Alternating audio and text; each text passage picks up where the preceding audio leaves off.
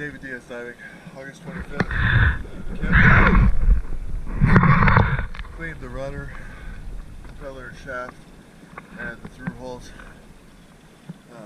Whole boat needs to be cleaned, but it's being taken to green to be hauled. A little bit of electrolysis damage to the prop, to the edges, but I think it'll hold for the duration of the trip.